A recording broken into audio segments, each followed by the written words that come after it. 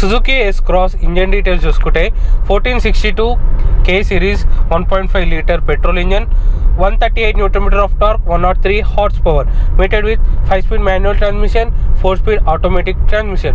So దీంట్లో ఇచ్చింది టైర్స్కి 4 disc brakes. So 4 disc brakes with smart hybrid technology, lithium ion battery, lead acid battery, mated with starter generator.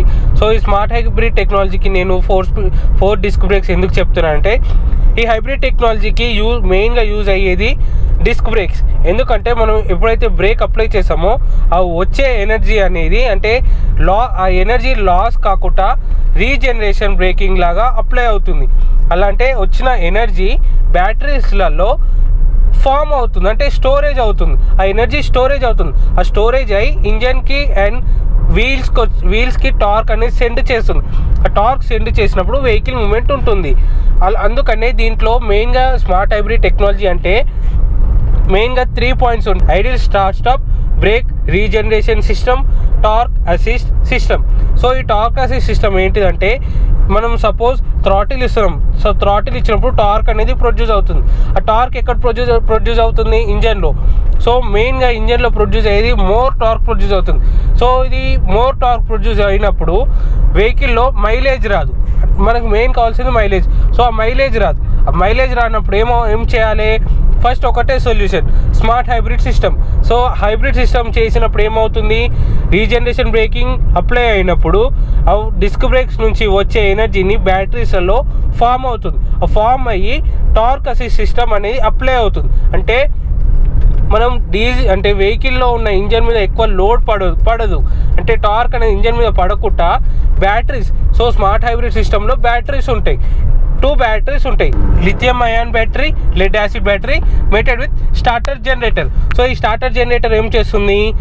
వెహికల్లో ఎప్పుడైతే break apply చేసామో ఆ break apply చేసినప్పుడు ఆ బ్యాటరీస్కి స్టోరేజ్ని సెండ్ చేస్తుంది. అంటే జనరేటర్ ఏం చేస్తుంది? పవర్ని జనరేట్ చేస్తుంది.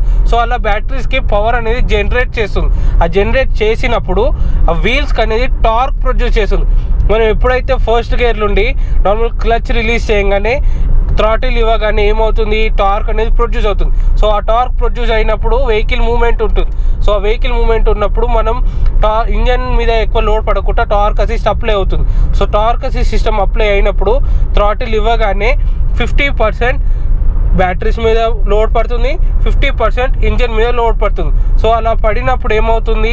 ఇంజన్ లైఫ్ స్పాన్ పెరుగుతుంది, ఫ్యూయల్ మైలేజ్ కూడా మనకి చాలా బెటర్గా వస్తుంది. అందుకనే స్మార్ట్ హైబ్రిడ్ వెహికల్ సిస్టమ్ అనేది యూజ్ చేశారు. Main advantage engine idle start and stop button. So ఇప్పుడు engine idle start and stop button నేను ఇప్పుడు చూపిస్తున్నాను. సో ఇప్పుడు నార్మల్గా బ్రేక్ అప్లై చేశాను, క్లచ్ ప్రెస్ చేశాను, 4th గేర్లో ఉంది, న్యూట్రల్ చేశాను, హ్యాండ్ బ్రేక్ వేశాను, క్లచ్ రిలీజ్ చేశాను. Idle start and stop green signal వచ్చింది కదా మనకి ఇన్స్ట్రుమెంటేషన్లో, అది ఇప్పుడు ఇంజన్ వైబ్రేషన్ అంటే ఇంజన్ ఆన్లో లేదు, ఆఫ్లో ఉంది. మళ్ళీ అగైన్ క్లచ్ ప్రెస్ చేయగానే ఇంజన్ అనేది స్టార్ట్ అవుతుంది. దానివల్ల మెయిన్ అడ్వాంటేజ్, మనం ఎప్పుడైతే ఫుల్ హెవీ ట్రాఫిక్లో ఉన్నప్పుడు ఏమవుతుందంటే మైలేజ్ కోసం ఇచ్చారు.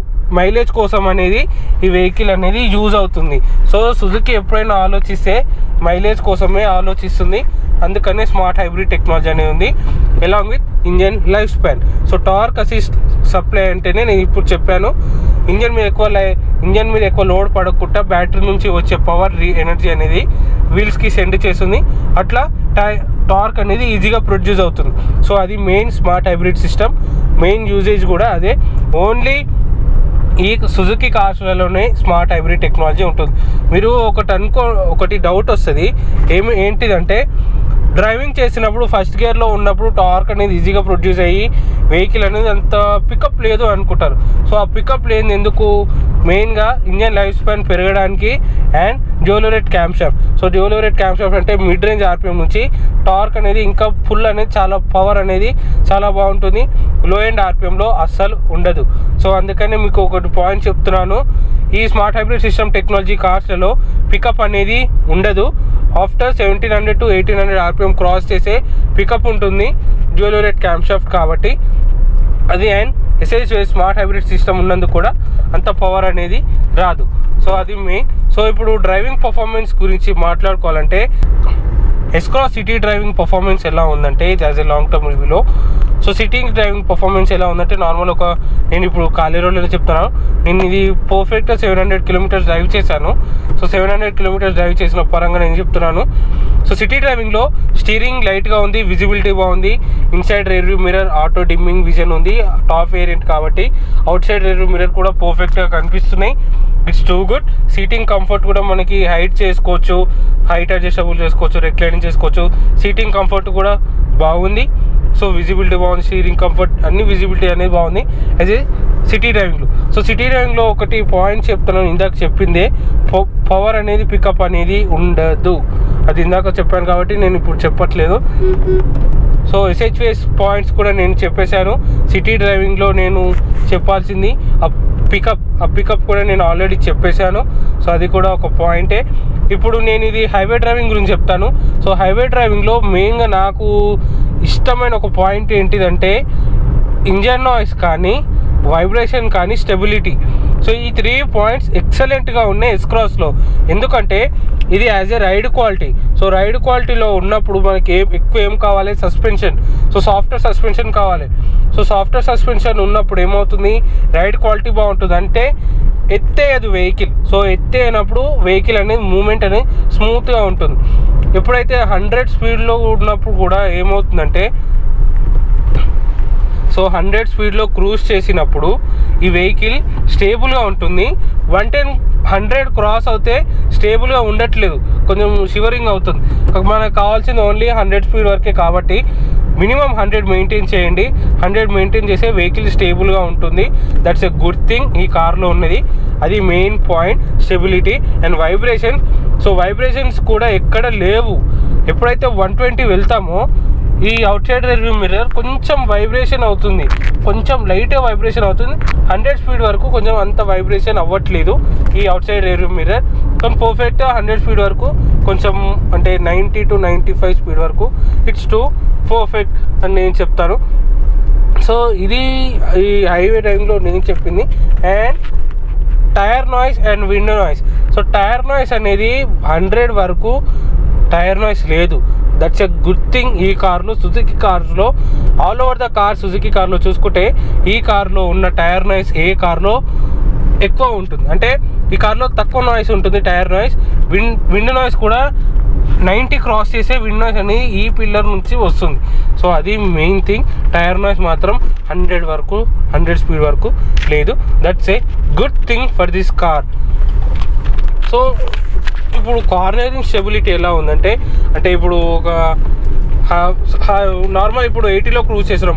80లో క్రూజ్ చేసినప్పుడు కార్నరింగ్ వస్తుంది లైక్ దిస్, ఇలా కార్నరింగ్ వస్తుంది. సో కార్నరింగ్ వచ్చినప్పుడు వెహికల్ ఏమైనా స్టేబుల్గా ఉండకుండా పోతుందంటే అట్లాంటి ఛాన్స్ లేదు. వెహికల్ మాత్రం స్టేబుల్గా ఉంటుంది. సో ఇంజన్ వైబ్రేషన్స్ కూడా క్యాబిన్లోకి వినిపించట్లేదు అండ్ ఇంజన్ నాయిస్ కూడా క్యాబిన్లోకి వినిపించట్లేదు. సో ఇంజన్ నాయిస్ కూడా క్యాబిన్లోకి వినిపించినప్పుడు ఏమవుతుందంటే మనకి డ్రైవింగ్ చేసేటప్పుడు అంటే ఇట్లాంటి సాఫ్ట్ కార్స్ ఎలా ఓవర్ కావాలంటే మన పేరెంట్స్ కంటే స్మూత్ రైడింగ్గా వెళ్ళి ఇంజన్ వైబ్రేషన్స్ ఉండొద్దు, నార్మల్గా బెటర్గా ఉండాలంటే ఈ కార్ చాలా సూటబుల్ ఉంటుంది. అందుకనే ఈ కార్ డిజైన్ చేశారు. Smooth riding as well as smooth cornering ఇవన్నీ చాలా బాగున్నాయి కాబట్టి ఈ కార్ నాకు చాలా బెటర్గా అనిపించింది. అంటే యాజ్ ఏ సేఫ్టీ పరంగా కాదు, అంటే ఇప్పుడు సేఫ్టీ బిల్డ్ క్వాలిటీ పరంగా కాదు, యాజ్ ఏ డ్రైవింగ్ పర్ఫార్మెన్స్ లాగా హైవేలో నాకు ఎక్సలెంట్గా అనిపించింది. టైర్ నాయిస్ లేదు 100 వరకు, విండ్ నాయిస్ 90 వరకు లేదు, 90 స్పీడ్ వరకు. రైడ్ క్వాలిటీ అనేది అంటే ప్యాసింజర్స్ ఉన్నప్పుడు కూడా కార్ ఫుల్గా లోడ్ అయినప్పుడు కూడా ఈ కార్ అనేది ఎక్సలెంట్గా యూసేజ్ అవుతుంది. ఎందుకంటే డ్యాంపింగ్ అనేది అలా ఉంది.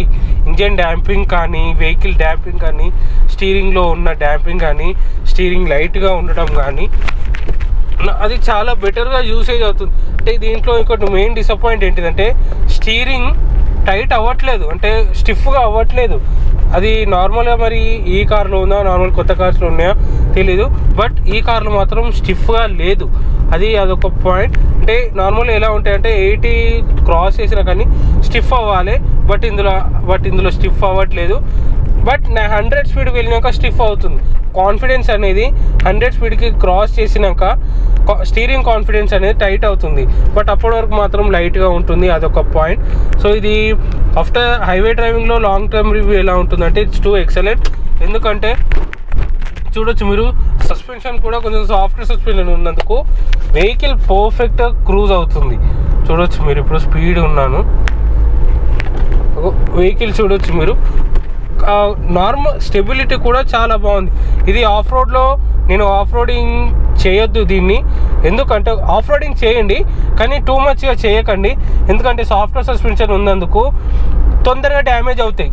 సో ఆఫ్ రోడింగ్లో టూ మచ్ ఆఫ్ రోడింగ్ చేసినప్పుడు ఈ సాఫ్ట్వేర్ సస్పెన్షన్ అనేది టూ మచ్గా అయిపోతాయి.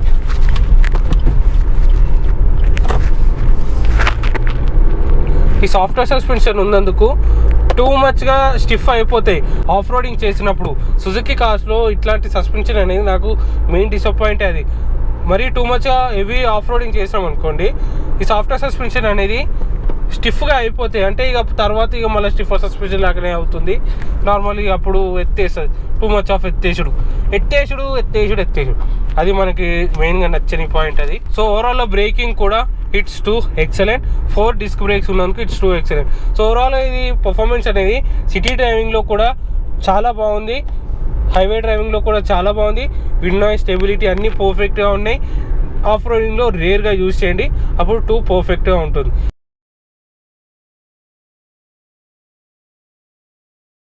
ఫైనల్ మై ఒపీనియన్ ఏంటిదంటే, ఇక ఎస్ క్రాస్ మీద లాంగ్ టర్మ్ రివ్యూలో ఈ కార్ కొత్తది కూడా తీసుకోండి.